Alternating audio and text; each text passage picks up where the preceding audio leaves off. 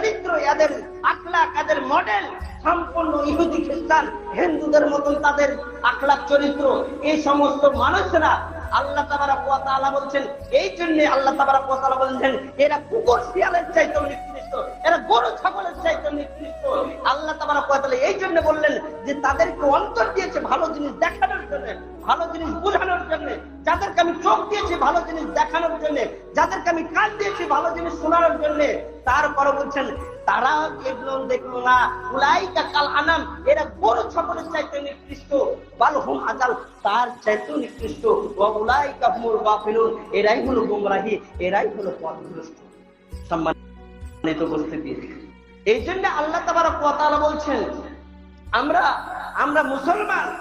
আল্লাহ তাবারক ওয়া তাআলা বলছেন অধিকাংশ মানুষ, আমরা জানি যে অধিকাংশ মানুষ ঈমান আনার পরও মুশরিক। এই কথাটা আমার কথা গো।